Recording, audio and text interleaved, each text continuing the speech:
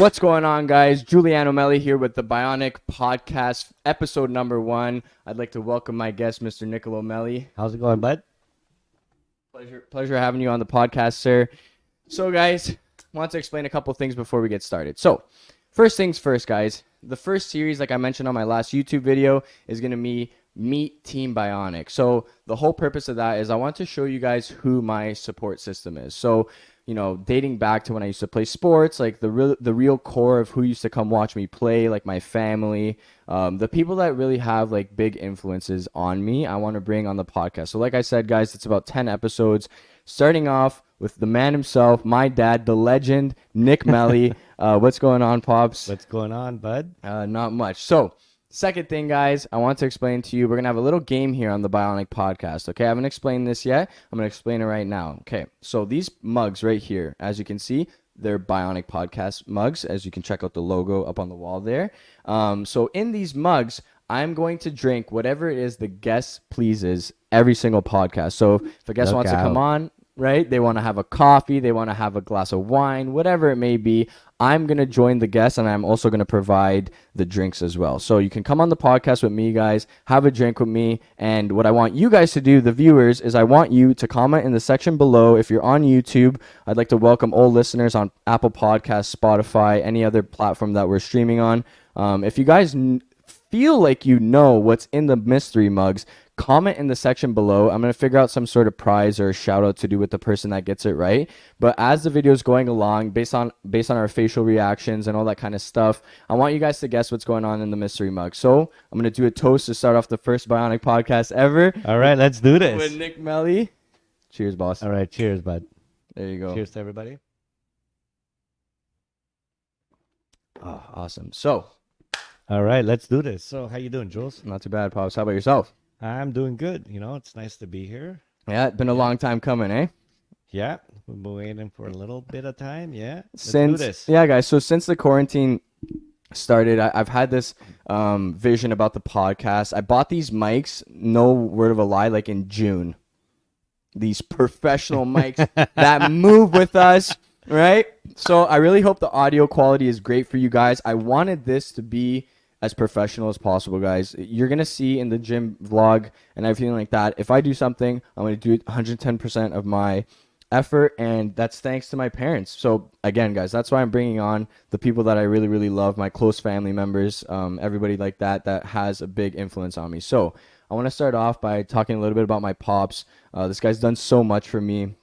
And I just want to start off by asking him some questions and just going through some of his life experiences, journeys.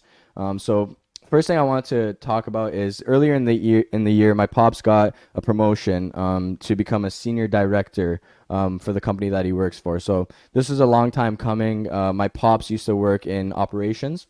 Yeah. And then he got transferred to more of a broad job where he's taking care of things on an international perspective. So that was huge for you. I want you to explain your journey. For those of you that don't know, my family originated in Montreal. Both my parents until they moved over here to Mississauga to start their life, having kids and doing everything like that. So explain to us a little bit about your journey, where you started.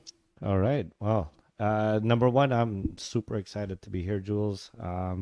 I've seen you come a long ways with Bionic Fitness, so I'm like super honored. And you know what, talking about my story overall, in particular to, from the grassroots, when you're thinking about, what you're most passionate about, to me, I think it's always about finding that passion. It's like, what is it? It's like you're not born with it, but eventually you start to learn a little bit more about yourself, and then you start to realize what you really enjoy. So my first job back in 1997 in Montreal, I was a dishwasher and at a fine dining Italian restaurant in Lachine, Montreal. So Il Fornetto gave me my first opportunity to really look at culinary and get into the restaurant world, and it was thanks to my brother. My brother knew the owner, and at that point, I got the job as a dishwasher. I was getting $5 an hour. So if you could imagine, I was just like scrubbing pots and pans. But more importantly, I was really observing like what other people were doing. So they were like sauteing and they were making pasta and they were doing all this stuff, which I thought was like super cool. I immediately I would go home at like 12, 1 o'clock in the morning, and my dad would be like losing his marbles because I would come home and start cooking. But as much as he would lose his marbles, like no, no, Luigi, he would just come out of the bedroom and he'd be like, "What the hell are you doing? Jesus Christ! Like it's like But it smells good. But it smelled good but though. it smelled good though, right? So What you making though? I'm he kind of says, "I hungry. yeah." So he's like, like, I hope you made some for me too, right? So so anyhow, so I quickly learned that I did have a passion for that. So I think by virtue of employment Mhm. back in those days, the food business was easy. It was easy to get a job at a food establishment of some sort. So Mhm. I kind of continued that trek. And so until the point where I felt like I needed to expand my horizons, right? And Mhm. so as I started to expand my horizons, I got into culinary school. So understanding the importance of getting into culinary school, I thought, well, what could I possibly learn in culinary school? I've made pizzas. I've done all kinds of other various jobs in other different types of restaurants. Mhm. But really, the education of the culinary school was all about food science. It was all about understanding the history of culinary. So the more engulfed I got into culinary school, the more I started to understand that there's way more beyond the uh, you know pizzas I was making and the Mhm. burgers, or some of the sauces and salad dressings and all that. So So basically, what you're trying to say is like, number one, I want to toss in that originally you didn't finish high school, I didn't know, and you and know then what? That's a really good point. you Like went back. I had, in order to get back into culinary school. So this is the key. So this is what I want to talk about. So you understood that to perfect your craft, you had to go to a hands-on practical college, right? I So had almost like to, the yeah. same thing I did, right? Like I didn't finish university. It wasn't Hmm. for me. But the hands-on practical part is something that you succeeded at. Like you were very good at displaying your skills on a turkey or a chicken or something, but not Yeah, on a piece of paper, right? exactly. But you did excel because you enjoyed it. So you were also at the top of your class, right? I was, yeah. You know what? And funny enough, and I'm glad you brought that up because, in essence, I did not finish high school. I never graduated. But in order to get into culinary school, I had to take night courses and so on and so forth. So, which gave me the opportunity to get into culinary school because I needed my high school diploma. Mm-hmm. Once I got there, I exceeded because of all my experience. So Mm-hmm. because of my experience in various restaurants, I had a deeper understanding. So I got voted class president. And I was thinking, class president, like in high school, I wouldn't even have thought of fucking class president, right? I was a class clown more than anything else. Yeah, But I yeah, was that I was sounds about right. definitely nowhere close to being a class president. And even more importantly is, as I continued to go through what I was most passionate about, is the recommendation letters I was able to draw from these professors, these culinary professors, right? And so that's what really started to set the stage. So when I Mm-hmm. started to realize that I was really good at something, Yes, yes, yes. That's what I was gonna mention. So when you're passionate about something and you're like, right? I have a knack for this. Like there's hockey players that like kind of know this at a young age. Just everybody that plays sports, like the guys that go famous, like they know at a young age. Like I'm good at this. You know what I mean? Like Yeah. I can cook. Yeah, and after you got that confidence, right? That's when you came here and you kind of started applying to different jobs. You didn't know exactly what you were gonna do. Something I wanted to mention was you used to work two jobs when I was a kid. So guys, when I was younger, this guy used to work a 9 to 5, come home. No, not even come home sometimes. Like go straight to his job. Yeah, Straight to the next job. yeah, so he was actually a custodian for the school board and used to work the night shifts after elementary school, go and clean the elementary schools while after I was home from school. So I can faintly remember my dad not always being home at night and on Sunday mornings and stuff like that. So what I wanted to ask you is along your journey, what would you say is like the one promotion that, like, say you start as a dishwasher, line cook, like that casual progression, right? A lot of people will just become like an executive chef and like call it a day.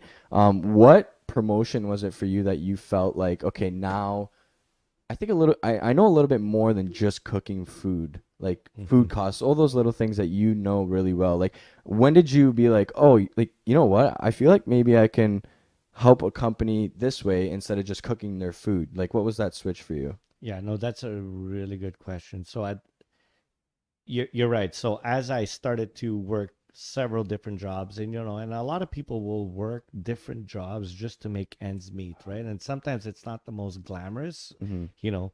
Working for the Peel District School Board as a night custodian was not the most glamorous job, but I think what it did teach me was work ethics, right? So in essence, if you're willing to work hard and get through difficult times, it starts to instill different work ethics.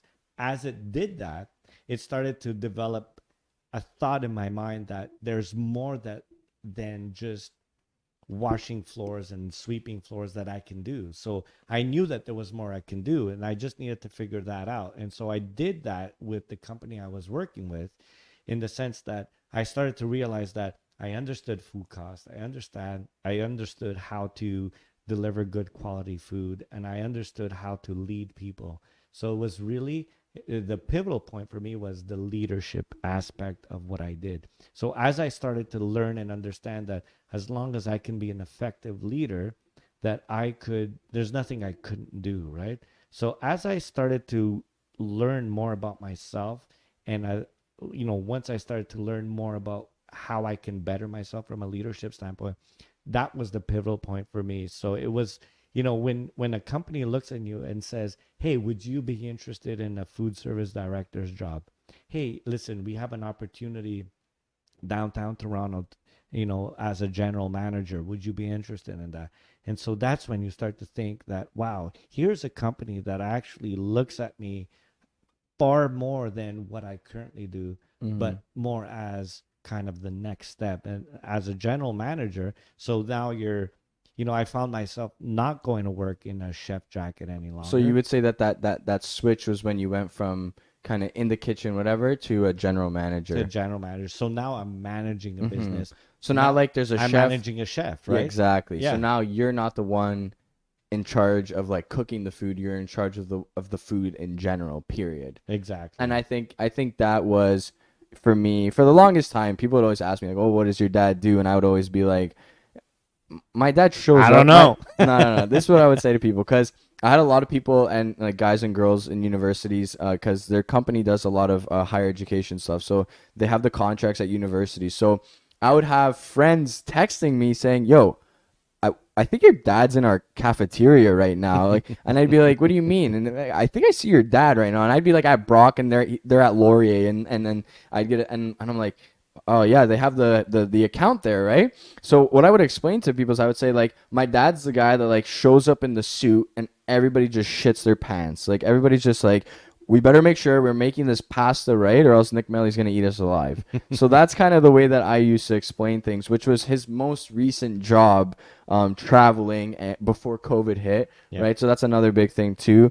Before the pandemic and stuff, this guy was like out of town like Monday to Thursday, almost like every week, like all over North America, all kinds of universities in the States. Guys, I have gear from like UMass, from like North Carolina, from like unis in Kansas, like all kinds of stuff. Like it's just like absolutely crazy. The job that you have is really really cool. You've been to California, wine tasting. Like this guy lives the life. Okay, this guy right here, he gets flown around. This guy right here, you know what he told me one time? He told me one time he's like, buddy, you want to know why we do what we do? And I'm like, why? He's like, because when I leave the house, I don't pay for nothing. And I'm like, what do you mean? And he's like, the taxi to the airport expensed, the flight expensed, the hotel expensed, what I eat there expensed. When I come home, I haven't spent a dollar. And I just love that because I'm like, you know what, man? Like this guy's experiencing so many cool things. Like another big thing that's going on right now with my age group is like everybody wants to travel. Just got out of school. I want to travel. I want to see the world, all this kinds of stuff. But my dad did it in a different way. Like he grinded at the beginning and now he's traveling in his later years. He really are seeing the world now. like I haven't been to half the states in the United States. I've only been to like Florida, like literally one state. You know what I mean? And this guy's been all over the map, enjoying really good foods. I love to hear his stories when he comes back on the road and stuff. So I wanted to share your story, dude, because it's so inspiring. Going back to Montreal, guys, seeing where both my parents came from, it was always super inspirational for me because you didn't have much when you were growing up, but now me growing up, not that I had an abundance of things, but I know how fortunate I am, and it's only because of you guys. You know what I mean? Mm-hmm. It's because you've worked hard in all these positions to kind of provide for us to give us the life that we have.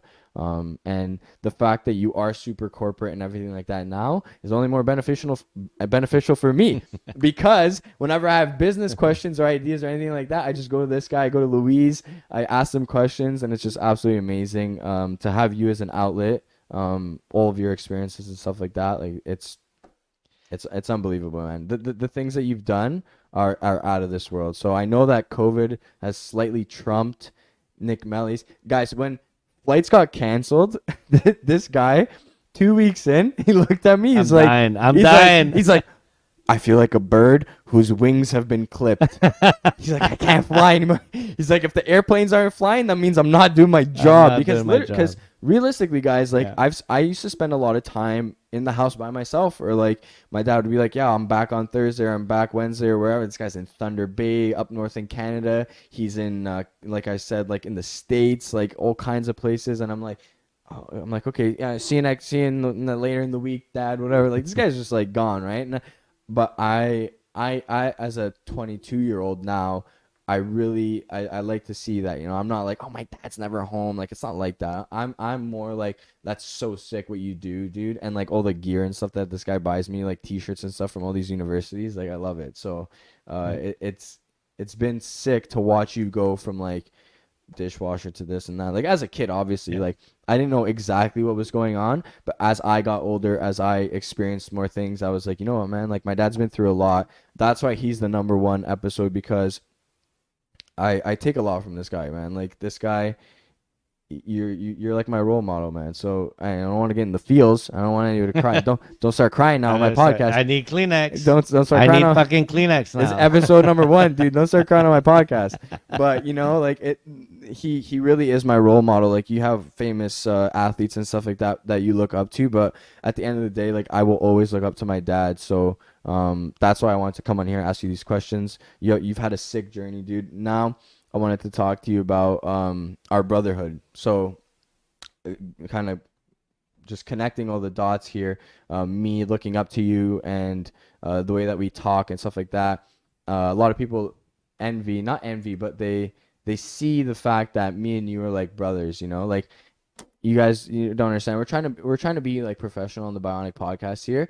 Me and Nick Meli, bro, we shoot the shit. Like me and this guy have any conversation that we need to have. I'm like an open book with him. Like ever since I was like 14 years old, guys, you have no idea. Like since we were like going on vacations as a family and stuff, like I would show this guy that I'm drinking like at a young age, like in high school, and he would give us leash. Like he wouldn't be like too strict with us, and I think that from a parenting perspective, you have a lot to offer. So what I wanted to ask you about was, what do you feel is the most important thing for parents when they're dealing with teenagers or young adults?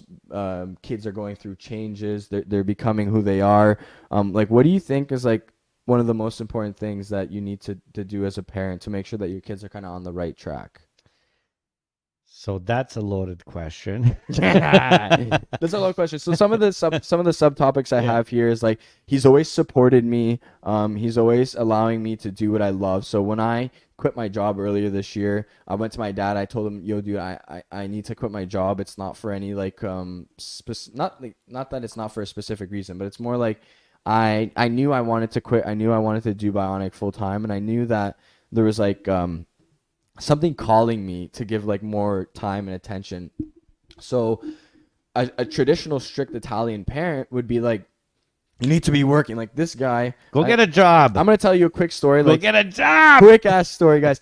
When I started Bionic Fitness before it was Team Bionic, and I was working a job in between school. This is after I came home from university. I had like $50 in my bank account, like to my name. Like it was crazy. And I got home and Nick Meli's like, get a job now. Now. And I was like, yes, sir. Right away, I went out. I got a job. I was making like a good amount of money, and then I was like, I worked there for a month. I made like couple $1,000. I was like, you know what? I really want to do this whole fitness thing. This fitness thing is sick. I want to do this. Like, I I'm sure it love is. this. You know, it's my passion. You know, and this guy was like, what, you're not gonna work? And I'm like, no. He's like, Go get a job. he's like, he's like, what do you mean you're not gonna work? And I'm like, I'm not. I just need a couple weeks. I was like, let me make the business cards, let me make the logo, let me make the name, let me create the Instagram account and all the social medias and all that kind of stuff. And guys, no word of a lie, every single morning at 7 a.m. this guy used to get up and come into my room and come and wake me up and be like, so you going out to hand resumes out today? And I'm like, oh yeah. I'm like yeah, Did yeah, you yeah. iron your shirt? Did you iron your shirt? Do you have an outfit for today? And I'm like, what do you mean? He's like, for resumes. I'm like, oh my God, okay, I'll get a job. Literally, no word of a lie, guys. So going from that like strictness, I know that you have a very good blend of hardcore parenting, strict, and fear. Like, guys, I was fearful of my father growing up. Don't get that wrong. We were only brothers like past the age of 10. Like I was scared of my dad, but I want you to give like one piece of advice that you would give to parents on how their kids can be super open with them and how their kids can like allow their kids to flourish.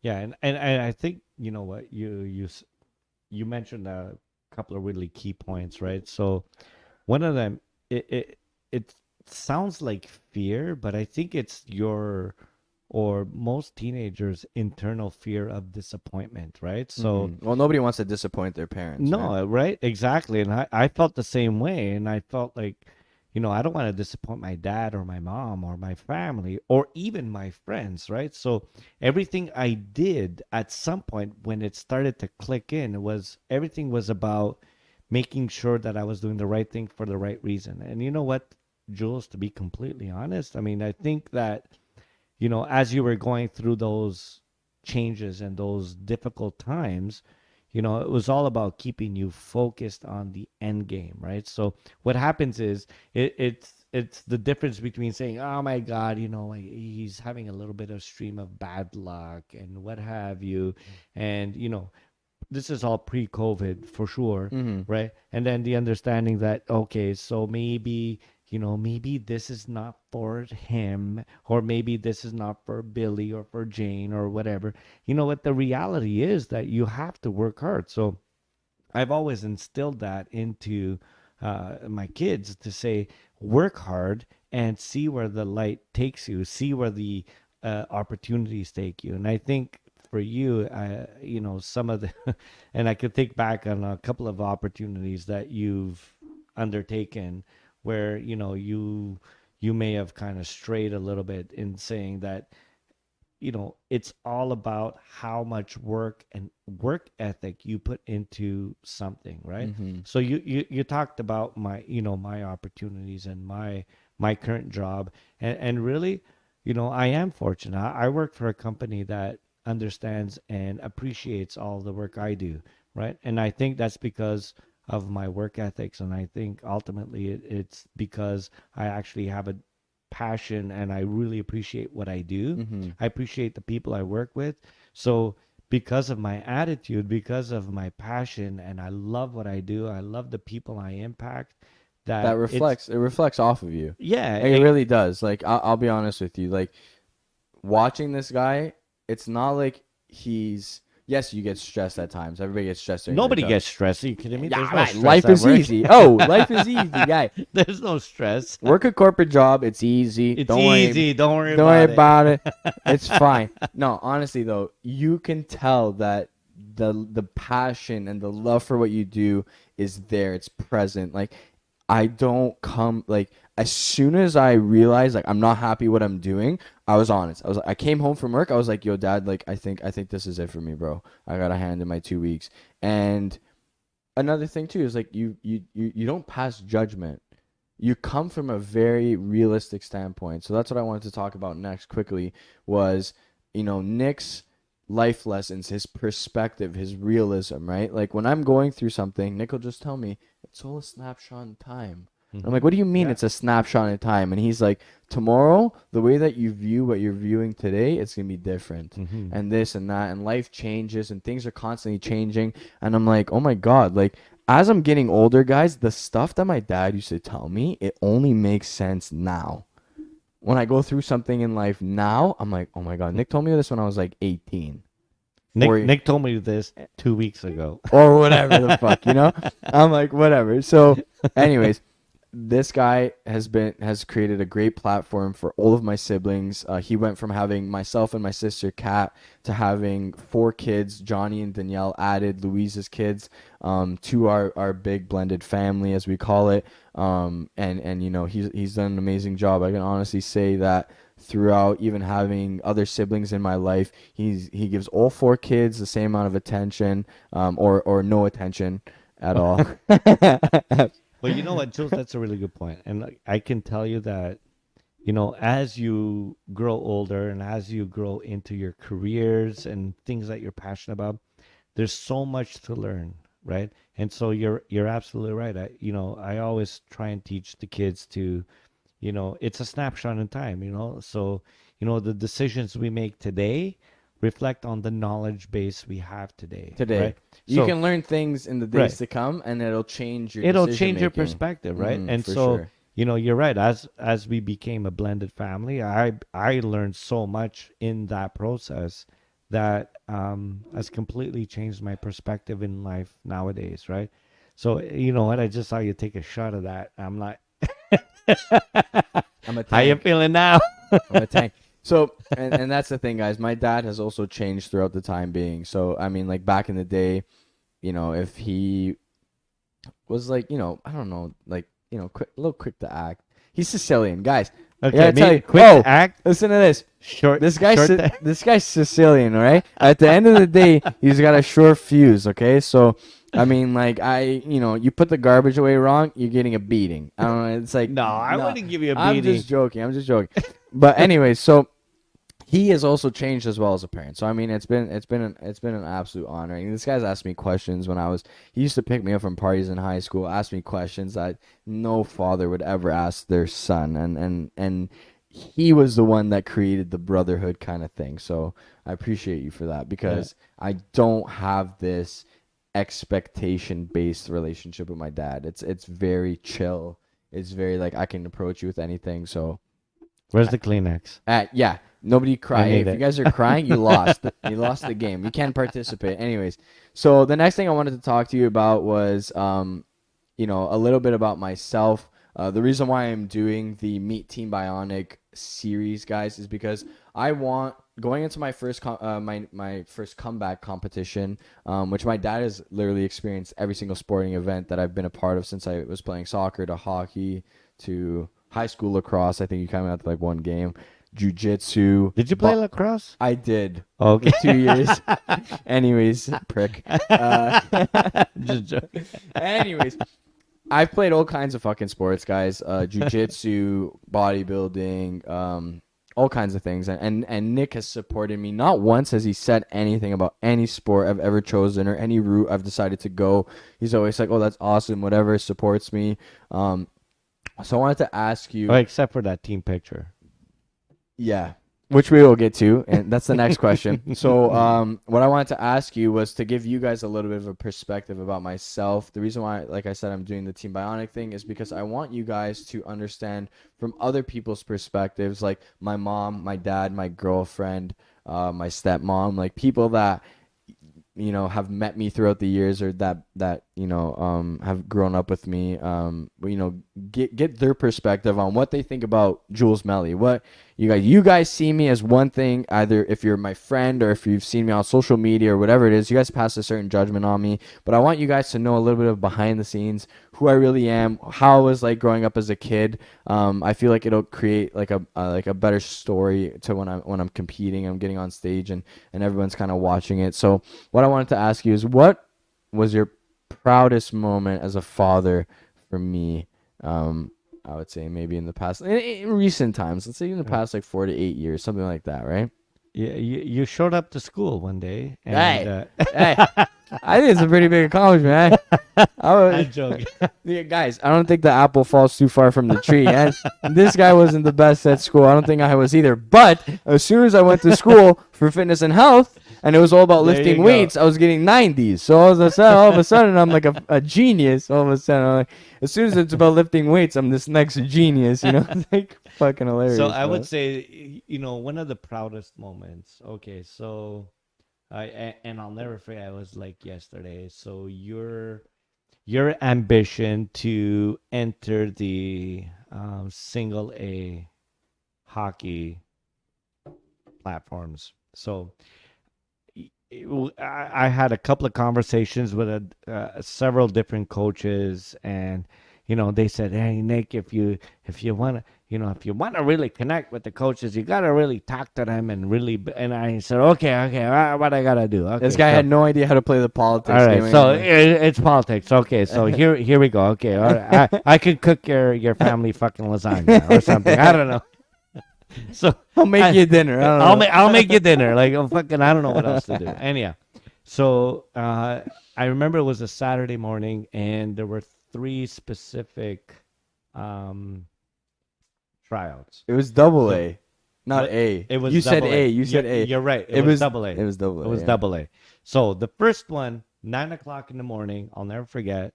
It was the Streetsville Tigers. So 9, 12, and 2. right, 9, 12, and 2. 9, I 12, had and 3 2. tryouts back to back to back to back. all in one day. Holy shit. 9 o'clock, Streetsville Tigers. Spoke to the coach. No dice. So we went. North and Stars. Jules, unfortunately, you shit the bed on that one. So, well, to their opinion, at least. A lot of perspective based opinions on that. But Exactly. So what are you gonna do? That's hockey. 12 o'clock was the Mississauga North Stars. So you had an opportunity to skate with those folks. At that point, I was told, you know what? Wow, your son really stands out. But guess what? Yeah, team's full. Yeah, hey, you didn't make it. Hey, we had tryouts just to take your money. Our team was made fucking 2 weeks ago. We Yeah. just took all these parents' money. I mean, it's just that guys. That's hockey for you. Anyways, That's hockey. Politics. So anyhow, so as we Thanks for move- the $40. yeah, thanks. Yeah, thank you. Exactly. So Exactly. third tryout was the Mississauga Braves. So as is- Jules, as, you remember this. This is a as good you were one. walking out of my car, I said, Jules, It was a Here 2006 you go. Honda Civic. it was like the biggest piece of shit. Anyways, so I said, Jules, here's what you're gonna do. If anything out of this whole fucking day that you're gonna get done, I said, at the very least, I said, you've got a lot of things going for you. I said, use your strengths, use what your capabilities allow you to use, and take the biggest fucking kid on the ice and just lay him out.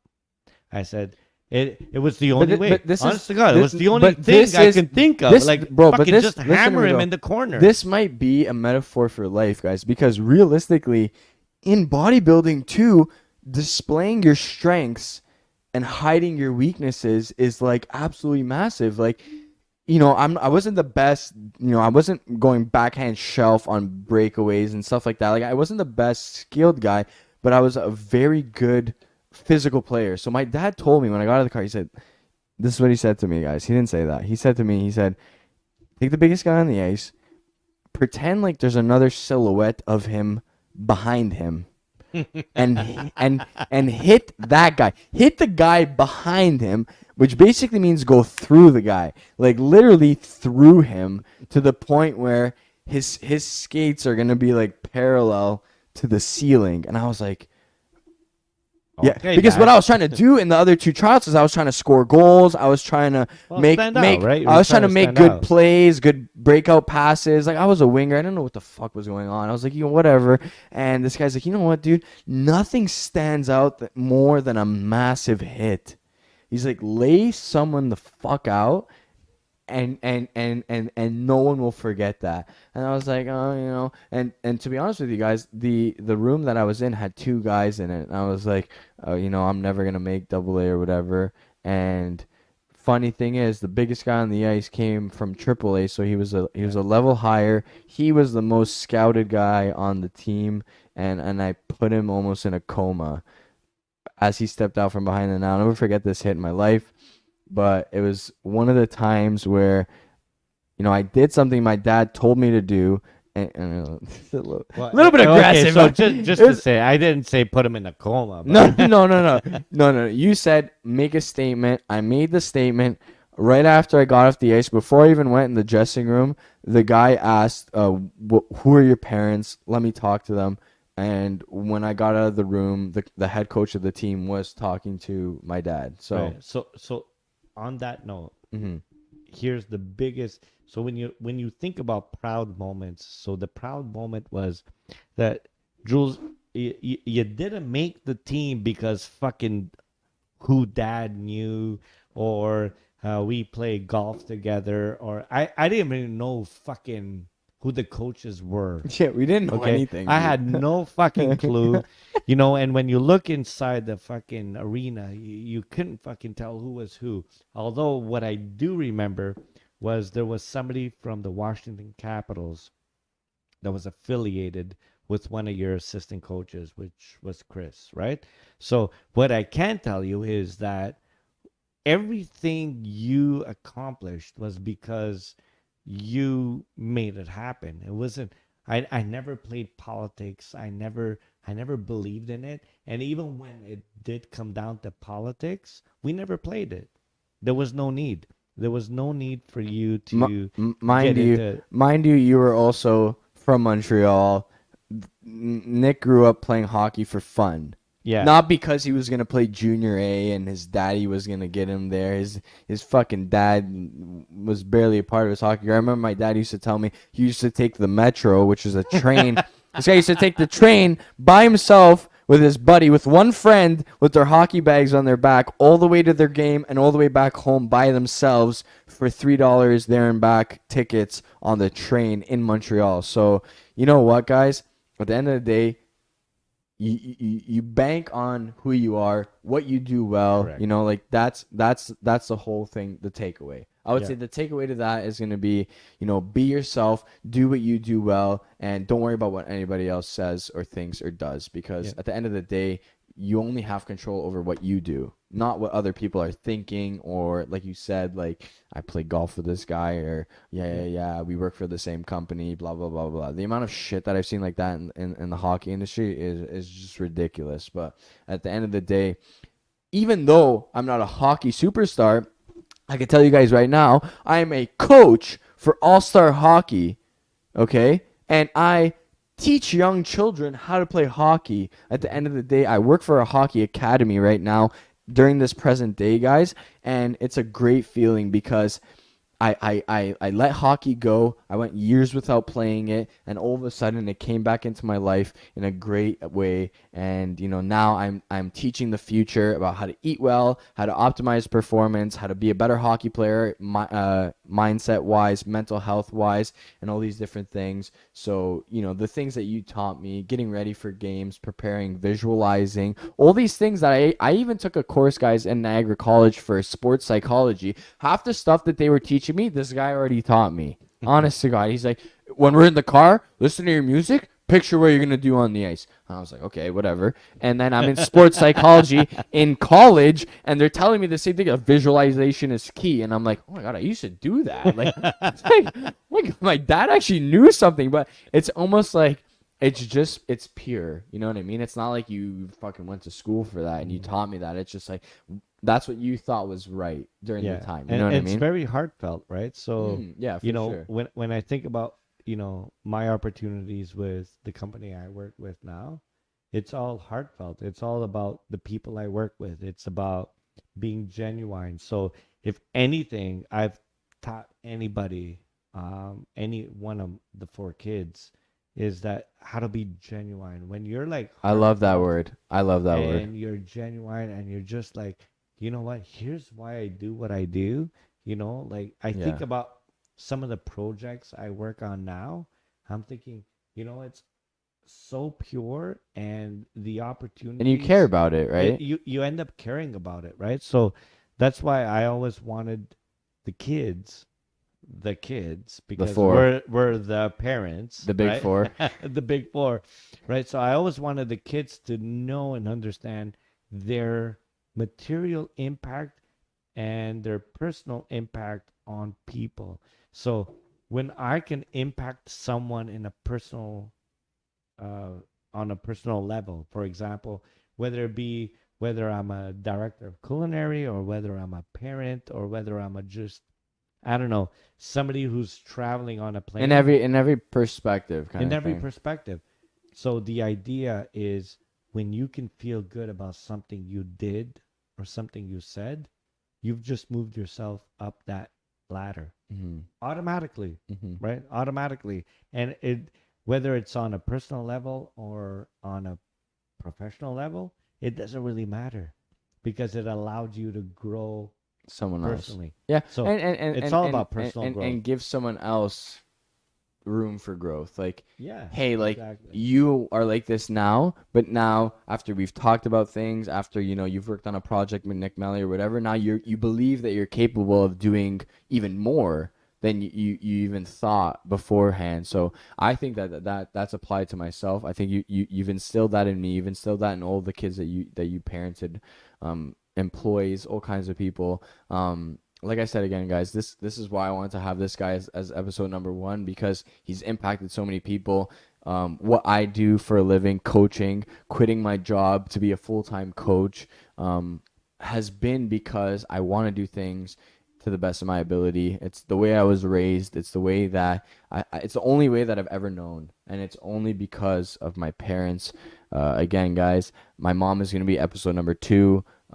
She doesn't even want to be, but she's going to be. But I really wanted to show you guys, where I come from, the mindset, the what you might call it, the progression, right? Like they're not old school, like they're not old school parents, and this is what I want to display to my audience and to the world, is that these guys are not your typical, small town in Italy. Like I went to Italy last year, guys. I saw where I'm from. I saw where both my parents come from. Very small towns, like 3,000, 4,000 people tops, like small towns. Like you would believe that these people have the same beliefs as the people in Italy, but they don't. This guy's so progressive. He's so about adapting to the times, learning, what you need to know, what you should know in society. So that's had a huge impact on myself. It's allowed me to grow. The last funny thing, I wanted to end off on a good note, guys. I wanted to talk about, we went from the most proud moment. I want to talk about the most embarrassing moment. What was something that I did as a kid that you were like, oh my God, this kid, he's like, what am I gonna do with this guy? Well, you know what, Jules? I'm not gonna say that there are many. Guys, that's what he said earlier, right? When he told me, I was like, these are the questions. He wanted to know them in advance, so he gave us some things prepared. He literally said to me, he's like, that's a loaded question. And That's literally 2 hours before that, he explains what a loaded question means, how like there's so many possible answers, and I'm like, oh, just pick one. oh, okay, Okay, so we're gonna pick yeah, one. you pick one, pops. You do You what you know, need to do. so Jules, I'm gonna tell you, when you think about like most embarrassing moments, you try and think about moments that infuriated your parents the most, or where you've done certain silly things, or you've made some odd decisions You're in like, oh, front of I that. can't believe this guy's carrying my Yeah, last name. yeah, I can't. Did you actually do that, right? But you know what? The one that stands out to me the most is the picture. You know where I'm going with this. Yeah. You know where I'm going with this. Guys, if you're like in my top 5 friend group, you know this story You already. you know You exactly where know I'm this going with story. this. Yeah. The picture where you take it with your team and you're sticking your tongue out. Guys, And I'm not even gonna do it guys, on wait a second. camera, Wait a but second. So, in my defense, what happened was Everybody on Okay. my team came to a verbal agreement that it was a stupid little tournament. I don't even know where it was. Like I was a young kid, like, and we're like, you know what, guys, we're in the dressing room. It wasn't even like the picture on the ice with the medals or anything. It was like we're in the dressing room. It's the team pick. We're gonna have a good laugh. Let's make a silly face, whatever, guys. I pull this like cheeks out, like tongue out, like literal tongue out of my mouth, like picture, and everybody on the team, not one word of a lie, smiles perfectly like it's a school picture. And all of a sudden, I'm here with my tongue out. It was right when email was coming about, too. It Yeah. was right when email was like at its peak, like Rogers.com. Like, what's your no Hotmail? None of this shit even existed, dude. And it was like, there's this one idiot kid with his tongue out, and everyone else on the team is smiling nicely. So, fuck, man. I would have been pissed at my kid, too, to be honest. Like, I made a stupid face. Nobody else did.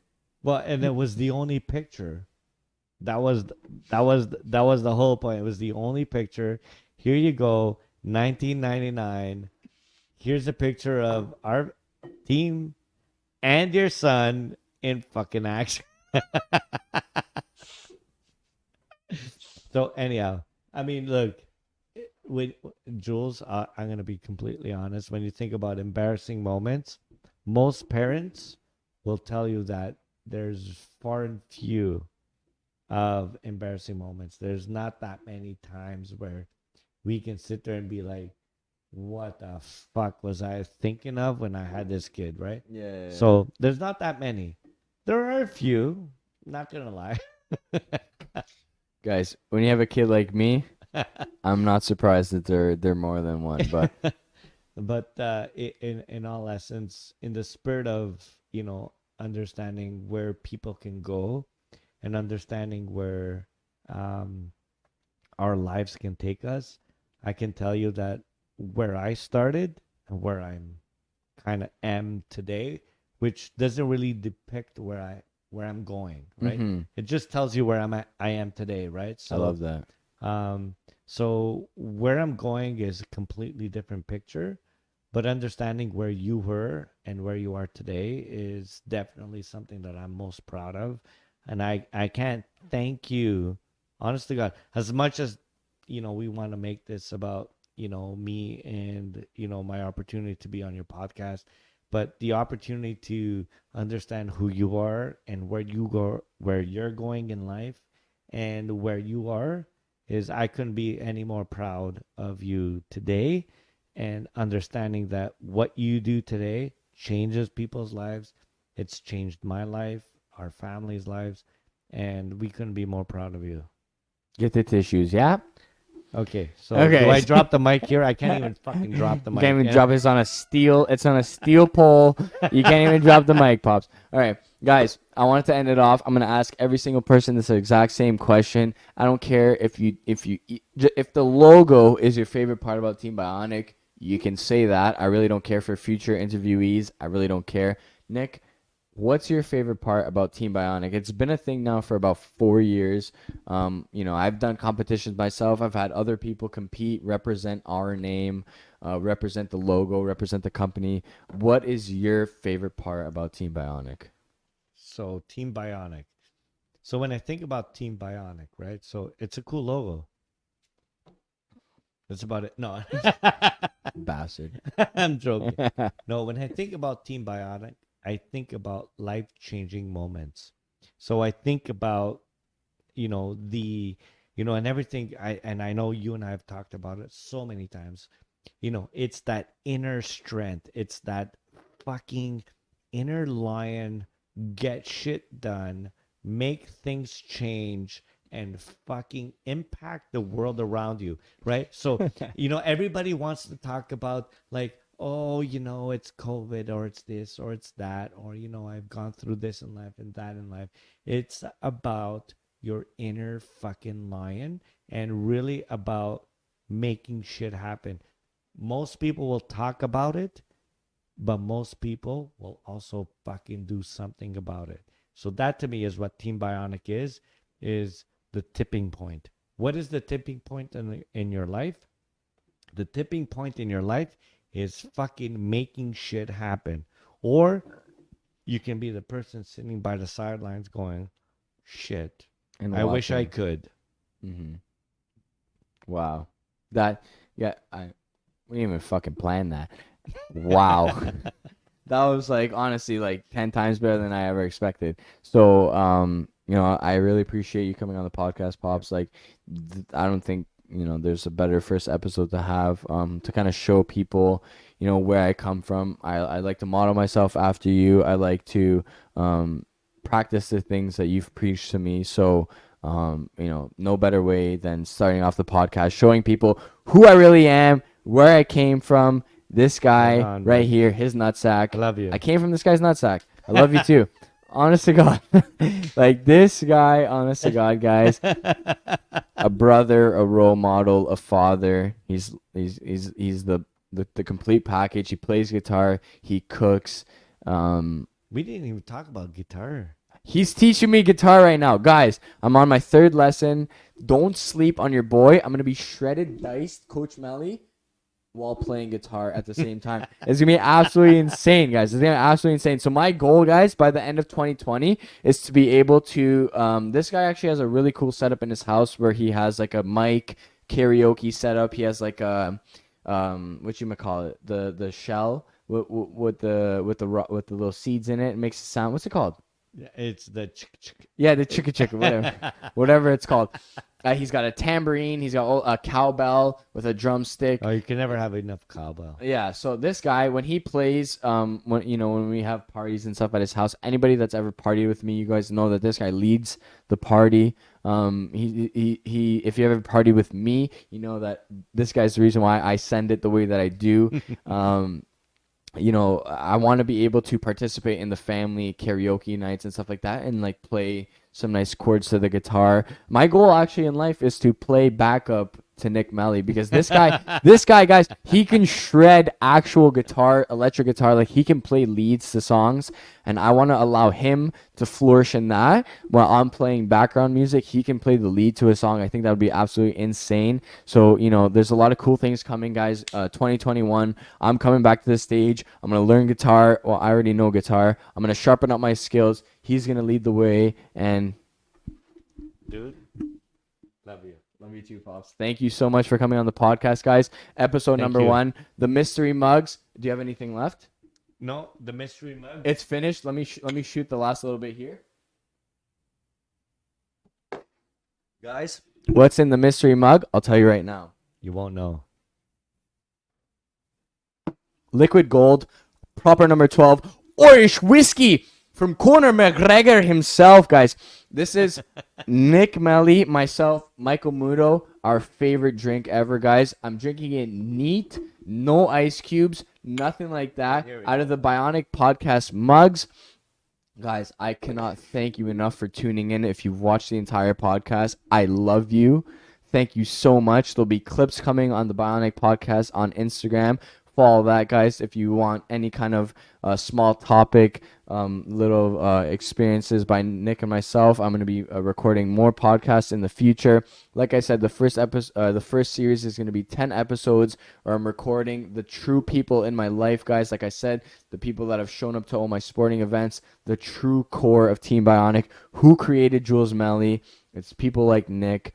Awesome guys. Like, I can't tell you enough how proud I am of my last name and where I come from. I want to share it with you all, and I hope that this has given you guys an inside look to the person that's going to be showing up on the stage 2021. Obviously, I'm not going to be drinking Irish whiskey at the time.